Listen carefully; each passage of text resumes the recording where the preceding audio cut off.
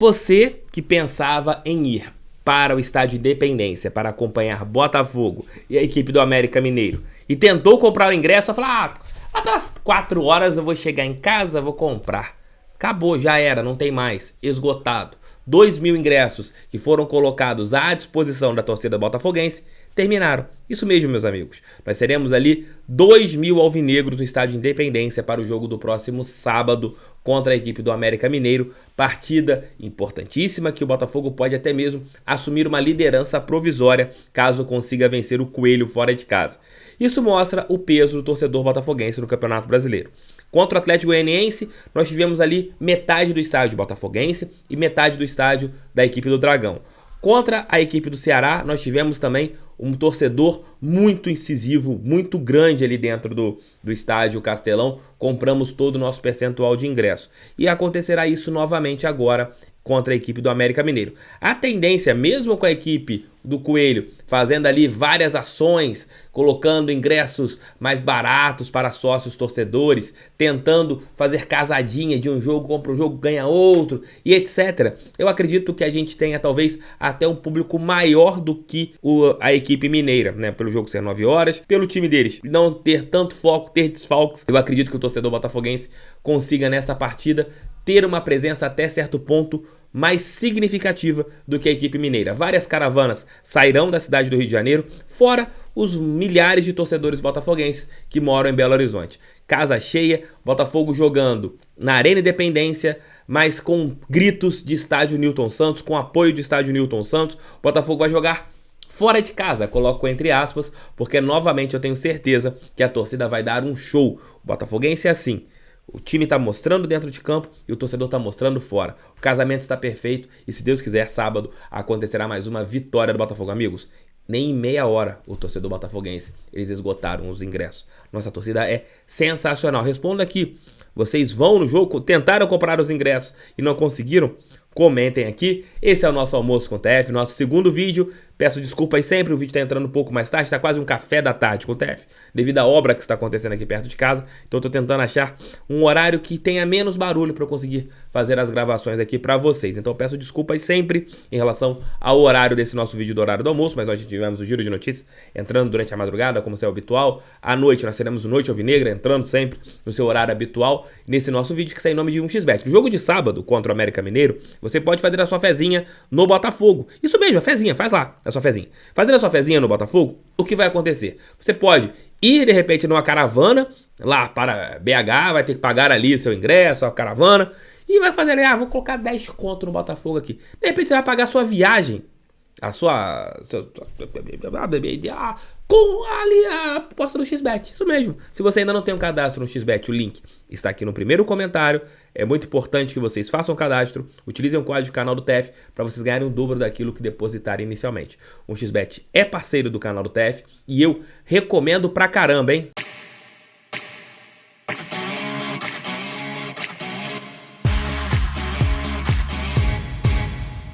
E a CBF liberou hoje a escala de árbitros para as partidas do final de semana. E quem apitará Botafogo e a equipe do América Mineiro será Rafael Claus. Ele foi o responsável e recebeu até mesmo elogios do técnico Luiz Castro na partida entre Botafogo e Ceará. 3-1 para o glorioso jogo disputado lá na Arena Castelão. E será um trio formado por pessoas que participarão da Copa do Mundo. Claus apitará o jogo e ele será auxiliado pela Neuza Bach e pelo Danilo Simon, né? Serão os dois assistentes para a partida do próximo sábado às 21 horas lá no Estádio Independência.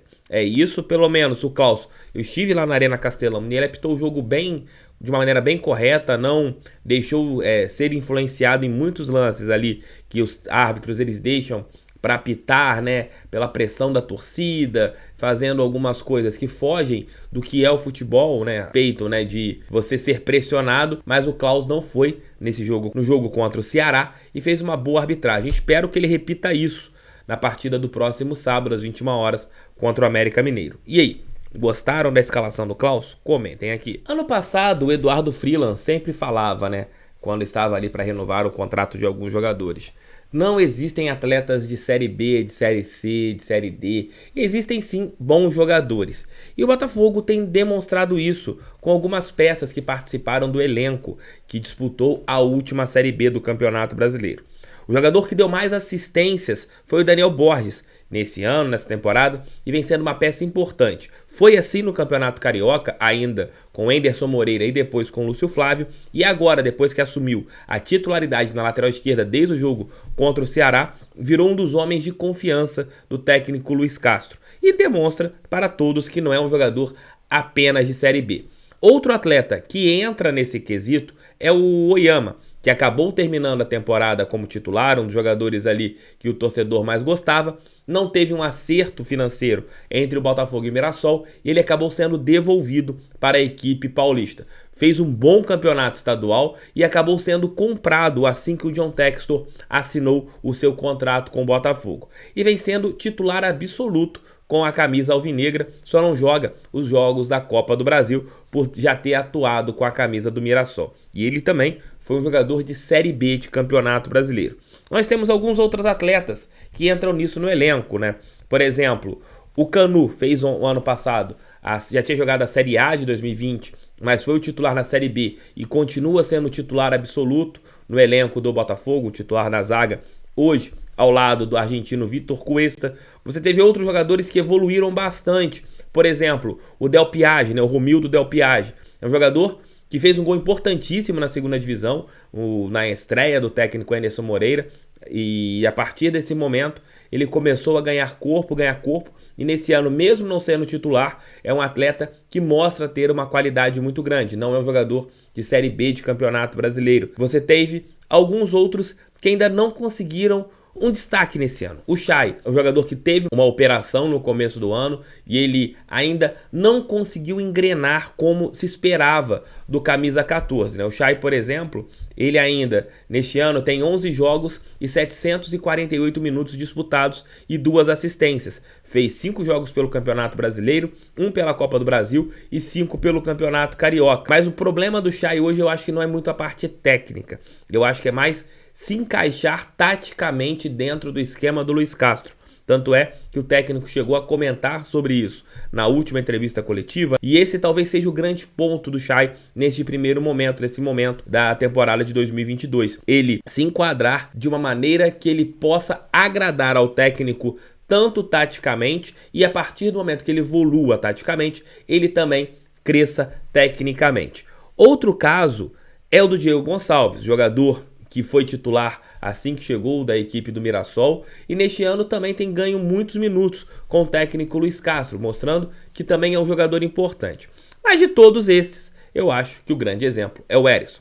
Jogou pela equipe rebaixada do Brasil de Pelotas, a sua contratação foi ali aquela que causou não vai jogar nada, jogador que foi rebaixado. Apesar dele ter tido bons números com a equipe lá chavante, ele chegou aqui sob desconfiança. Ainda mais que na época o torcedor botafoguense queria o Elkson. Traz o Elkson, traz o Elkson. Aí tinha até aquele meme, não trouxe o Elkson, mas trouxe o Herisson. E parece que deu muito certo, já que ele é o artilheiro do Botafogo na temporada, é um jogador que ganhou a titularidade, começou no banco do Matheus Nascimento e foi ganhando a posição naturalmente.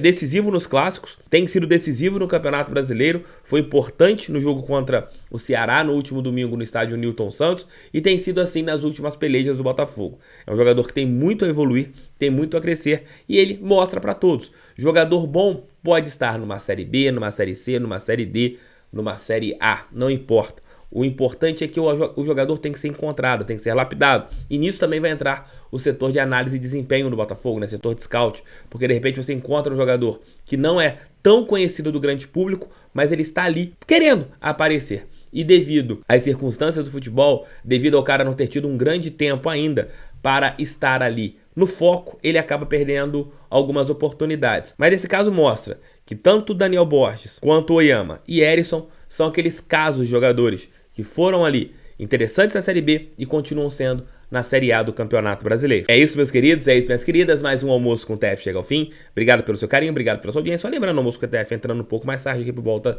quase às 3 horas por causa da obra que eu tô tentando achar espaços para conseguir gravar o vídeo para vocês, que ele entre sem barulho, né? Mas, se Deus quiser, tá quase acabando essa obra aqui, a gente consegue adaptar. Daqui a pouco o almoço volta ali para entre meio-dia e 1 hora da tarde. É isso? Beijo, tchau, tchau. Fui, fogo neles. Pra cima deles, fogão, sempre fogão. Valeu, tamo juntos.